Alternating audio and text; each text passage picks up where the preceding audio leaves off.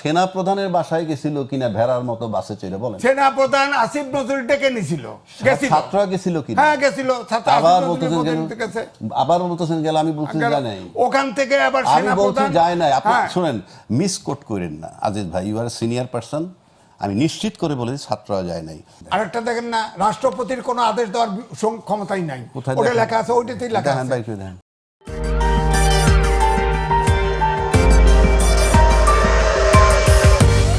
আমরা নির্বাচনের আগে গণভোট করেছি, নির্বাচন করার পর বলতেছি গণভোট আইন নাই, আছে না?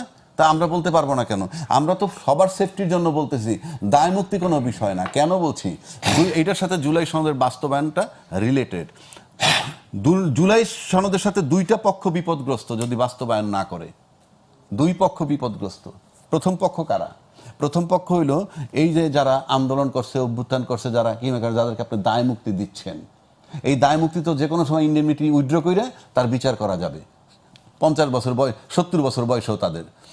আর যারা আজকে টেক ওভার করছেন তারা কিন্তু জুলাইয়ের যে অভ্যুত্থান তার বেনিফিট নিছেন। গল্প আপনি মুখে যতই করেন, ওই বেনিফিট নাইলে 29 সাল পর্যন্ত বৈশা থাকতে হইতো, আরও 100 রান পিটাইতে পারতেন। 300 রান পিটাইছেন এর আগে, আর 100 রান পিটাইতে পারতেন, সরকার যাইতো না, 29 সাল পর্যন্ত বৈশা থাকতে হইতো। তো সে কারণে তাদের সেফটিও দরকার। কেন বলছি? তারা ফুল টাইম সংবিধানের কথা বলতেছেন, ফুল টাইম সংবিধান ভায়োলেট করতেছেন। কিভাবে? আপনি সংবিধানে যতক্ষণ পর্যন্ত এক্সিস্টিং যা যা আছে তা যদি ফলো না করেন তাহলে ভায়োলেশন অফ কনস্টিটিউশন। সংবিধানের 4 ক বঙ্গবন্ধুর ছবি ঝুলছে না। সংবিধানের 6ষ্ঠ তফসিল, সেখানে স্বাধীনতার ঘোষক বলা আছে বঙ্গবন্ধুকে, অথচ আমরা লেখা আছে একটা, পড়তেছি আর একটা। এখন সভা সমিতিতে নানান জায়গায়। তাহলে এই যে ভায়োলেশন অফ কনস্টিটিউশন, এখানে এটার জবাব দিচ্ছে পার্লামেন্টে কি? আমরা তো সেজন্যই সংশোধন চাই। আপনি সংশোধন করে যেদিন এগুলো সরাই দিবেন ওই দিন তো শেষ, ওই দিনের পর থেকে অসুবিধা নাই, কিন্তু তার আগ পর্যন্ত এই অপরাধ হচ্ছে যতক্ষণ তো সংবিধানটা বহাল আছে। তাইলে এই যে দায় মুক্তি যাদেরকে দিতে যাচ্ছেন এরাও বিপদগ্রস্ত হবে। আর যে কোনো সরকার ক্ষমতায় এসে সংবিধান যতই সংশোধন করেন, এই যে সময়টায় আপনি সংবিধান ভায়োলেট করছেন সেটার জন্য আপনার বিরুদ্ধে ক্রিমিনাল প্রসিডিং ড্র হবে। যেটা আজিজ ভাই বললো, ক্রিমিনাল প্রসিডিংয়ের কোনো মেয়াদ নাই, এটা তামাদি হয় না। সে কারণে আমি বলতেছি এই দুই পক্ষের সেফটির জন্য this is only the door. July সনদ বাস্তবায়ন গণভোটের আলোকে যেটা আসছে আপনি করেন, আপনি নিশ্চিত থাকেন দুই পক্ষ সেফ। এখন যেটা তো কথা বলেন আপনি, দুই পক্ষ কিন্তু সেফ না। কেন সেফ না? আপনি আওয়ামী লীগ বাদ দেন, কালকে যদি তৃতীয় একটা দল ক্ষমতা আসে, কোনোভাবে ক্ষমতা আসে, অল্প সময়ের জন্য যদি আসে, for the time being, even যেভাবে সংসদটা আগাচ্ছে আমরা দেখতেছি, আমরা এই যে নেপালের রেফারেন্স দেয়, কেউ নেপালের আদা রেফারেন্স দেয়। নেপালের ইতিহাস বলতে হবে 2008 সালে তার রাজতন্ত্রের পতন হয়েছে। 2008 সাল থেকে 2025 সাল পর্যন্ত 14 বার সরকার বদল হয়েছে, 14 বার। আপনি বুঝেন 17 বছরে 14 বার সরকার বদল হওয়ার মানে আনস্টেবল সিচুয়েশন। আমারও কিন্তু 24-এর 7ই জানুয়ারির পর থেকে একটা সরকার 6 মাসে গেল গা, শেখ হাসিনা। তারপর অন্তর্বর্তী সরকার ইউনূস সাহেব আসলেন, 1.5 বছরে গেলেন গিয়ে। এখন একটা সরকার আসলেন, ফ্রম ডে ওয়ান বিরোধ তৈরি হইতেছে। এবং যেভাবে হচ্ছে আপনি কিন্তু পার্লামেন্টের থেকে তারা বাইরে বেরিয়ে যাবে। কেন বেরিয়ে যাবে? তার তো কোনো ইউজ নাই, তার তো কোনো প্রয়োজন নাই। আপনি 2/3 মেজরিটি আপনার হাতে আছে, আপনি চিবায় যেভাবে মন চায় সেভাবে আপনি পার্লামেন্টে চালাবেন। সুতরাং আপনি নেপালের উদাহরণ খালি লাস্ট লাইনটা দেন কেন। আমার এখানে যখন বঙ্গভবনে ছিল তখন অন্যান্য রাজনৈতিক দল ছিলেন না। সেদিন দেখলাম পার্লামেন্টে একজন সিনিয়র রাজনীতিবিদ, ওই বাচ্চাদের তুলনায়, মানে হাসনাত আবদুল্লাদের তুলনায় অনেক সিনিয়র, সে বইলে ফেলতেছে বিপ্লবী সরকার গঠন করেন নাই কেন। আমি আবার তাকে জবাব দিচ্ছি, আপনি বঙ্গভবনে ছিলেন না, আপনি বলেন নাই কেন? আপনি তার উপরে এই ব্লেম গেম চলতেছে বাংলাদেশে। সুতরাং আমি ফিউচার খুব যে ভালো দেখতেছি তা না, কারণ ফ্রম ডে ওয়ান আপনি সংঘর্ষে গেলেন, আপনি প্রতিশ্রুতি দিয়ে আসলেন গণভোট পাশ করাবেন সব, আর এখন এসে সব আপনি রিভার্স করে ফেলতে সরে যাচ্ছেন। তাতে দুই পক্ষ বিপদগ্রস্ত, কোনো সন্দেহ নাই। এবং এই দুই পক্ষের সেফটির জন্য জুলাই বাস্তবায়ন অর্থাৎ সংবিধান সংস্কার করা খুবই জরুরি, এবং সেটাই দুই পক্ষকে সেফ করবে। তা না হলে এর কনসিকুয়েন্স কি হবে আমরা জানি না। এখানে বিএনপি বলছে জুলাই সনদ আমরা যেটা স্বাক্ষর করেছি তা অক্ষরে অক্ষরে বাস্তবায়ন করব। হ্যাঁ, তো ওইটাই এই জুলাই সনদ, এটা হলো ওইগুলাই বিবাদের কথা। হ্যাঁ, না বিবাদের কথা না, এখানে আছে তো লেখা আছে, এটা আউলা দিছে আলী রিয়াজ, ডক্টর ইউনূস বিএনপিকে তাক করে। গণভোটে গেলেন কেন? গণভোটে গেলেন কেন? আপনি শোনেন, এই যে গণভোটে দেখেন, এই যে একটা উদাহরণ কই, উচ্চ কক্ষ নিম্ন কক্ষে এখানে বলা আছে এই যে 24টা দল একমত হয়েছে, উচ্চকক্ষ হওয়া।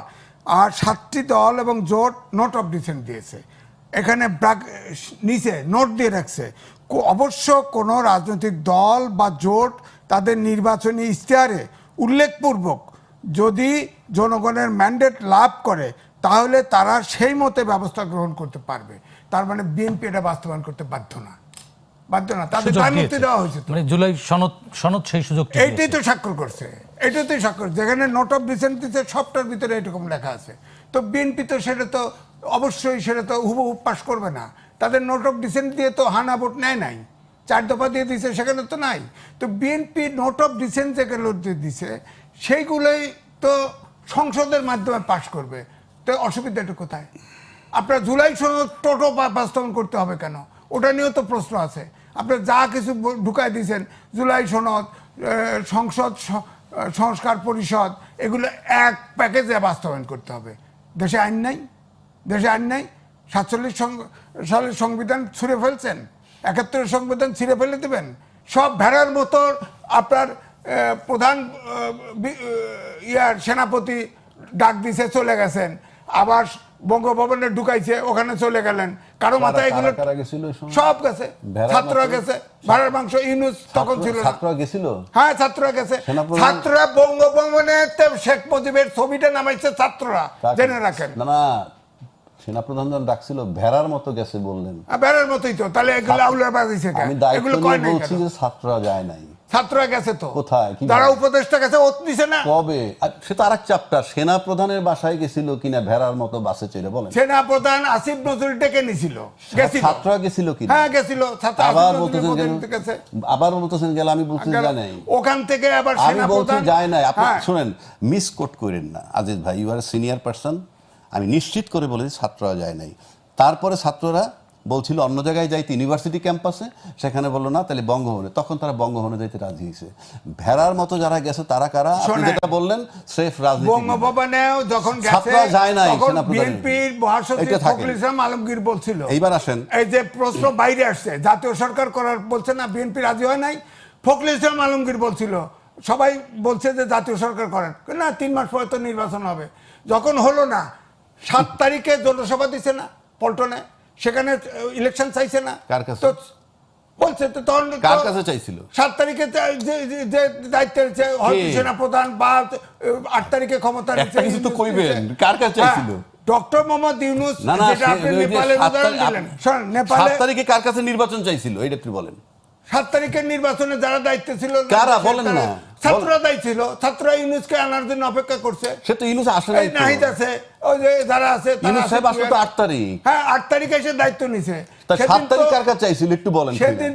সেদিন তো তখন তো রাষ্ট্রপতি ছিলেন, রাষ্ট্রপতিও ছিলেন। রাষ্ট্রপতির কি নির্বাচন দেওয়ার ইখতিয়ার আছে? এবং জাতির উদ্দেশ্যে ভাষণে তো সেনাপ্রধান গোটা জাতির দায়িত্ব নিয়েছিল। সেইটা বলেন, তাহলে কি সেনাপ্রধানের কাছে চাইছিল? এক জায়গায় থাকবেন। কিন্তু আমার কথা হচ্ছে যে আপনি নেপালের উদাহরণ দিলেন, নেপালে তো রাষ্ট্রযন্ত্র চেঞ্জ হয়েছে, ঠিক আছে, নেপালে 8 ওখানে থেকে 25 পিআর সিস্টেমের কারণে সরকার এতবার চেঞ্জ হয়েছে। আরে ভাই, পিআর সিস্টেমের কারণে, যে কারণে আমরা তো পিআর সিস্টেমে নাই, তাতে এই দুই অবস্থা কেন? ইউনূস নির্বাচন ডিলে করছে, 6 মাস ভিতরে নির্বাচন। এখন সবচেয়ে বেস্ট ফর্মুলা কি জানেন? 8 তারিখে সরকারে বসছে। না আজিজ ভাই, এখন আমাদের সবচেয়ে উচিত কি জানেন? এই 2/3 মেজরিটি পাইছি না, 2/3 মেজরিটি মানে কি জানেন? I don't bother anybody, simple. আপনি you can't waste time of parliament, lakh lakh টাকা ব্যয় হয়। আমার সিম্পল সাজেশন, দেশে হামের সমস্যা, দেশে তেলের সমস্যা, সাধারণ লোকের সমস্যা, এই আমাদের পার্লামেন্টে কি হবে এটা আমাদের বুঝ হয়ে গেছে। যা মন চায় তাই কইরা আপনারা জনগণের মৌলিক কি প্রয়োজন সেটাও সরকার করতে বাধ্য। সরকার ছাড়া করবে কে? সুতরাং সরকারের এই যে সকাল বিকাল, আমি দেখছি টকশোতে সব বলে, হ্যাঁ বিরোধী দল ওইটা নিয়ে কথা বলেন, এটা বলবে কেন? আপনি 2/3 মেজরিটি পাইছেন, আপনি অধ্যাদেশ মধ্যাদেশ যা মন চায় তাই করেন, সংবিধান যা মন চায় তাই করেন।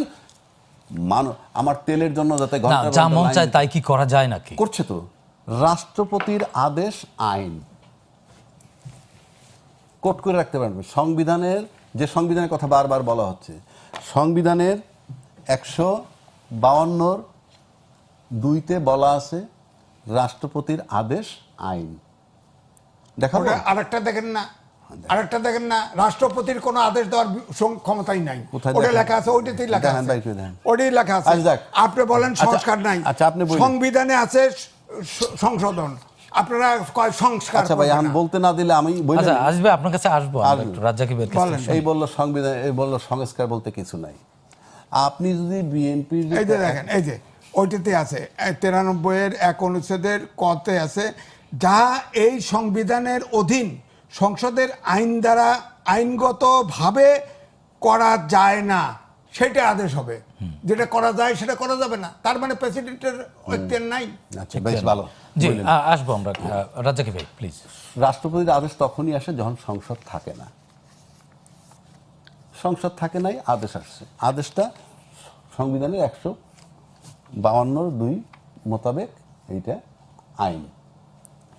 এই আইন যতক্ষণ তো বাতিল না হয় আপনাকে মানতে হবে। আপনি তো সেই আইনের আলোকেই আছেন।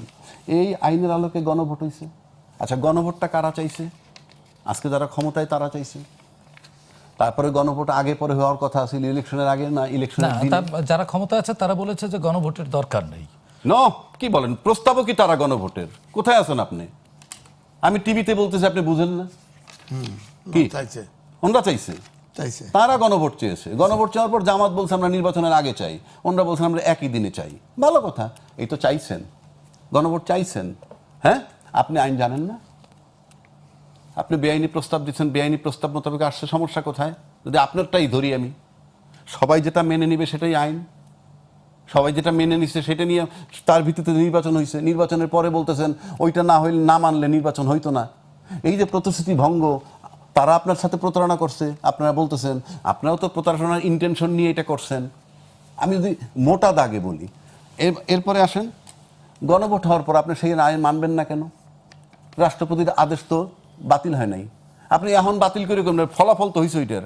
আপনি এখন গণভোটের অধ্যাদেশ যদি বাতিল করে বলেন, গণভোটের অধ্যাদেশ বাতিল হয়েছে বলে গণভোটের রেজাল্টও বাতিল হবে, আপনি এখন আইন করে পিছে এফেক্ট দিতে পারবেন? আজকে আইন করে তার পিছনে এফেক্ট দিতে পারবেন? তাহলে গণভোট তো রয়েই গেল, গণভোটের ফলাফলটা তো রয়ে গেল। এই যে জনগণের প্রতিশ্রুতি দিলেন, গণভোট আপনারা চাইলেন, তারপরে আপনি এখন এসে মানতেছেন না, এটা প্রতিশ্রুতি ভঙ্গ না? আমি সেটা বলছি। তাহলে এই যে মানতেছেন না, আপনার 2/3 মেজরিটি আছে, আপনার কেউ লাগবে না তো। রাষ্ট্রপতি তাকায় রয়েছে, আর্মি চিফ তাকায় রয়েছে, ডিজিএফআই তাকায় রয়েছে, এনএসআই তাকায় রয়েছে, স্বরাষ্ট্রমন্ত্রী তাকায় রয়েছে, ইউনূস সাহেব এসএসএফ সিকিউরিটি দিচ্ছে ভুয়া তথ্যের উপরে। সুবহানাল্লাহ। আমি যখন আপনাকে ফ্লোর দিব আপনি আমার আমি এই উত্তর কথার দিব। উত্তর ঠিক দিবেন। আছে, ঠিক আছে। এই অনুষ্ঠান কিভাবে চলবে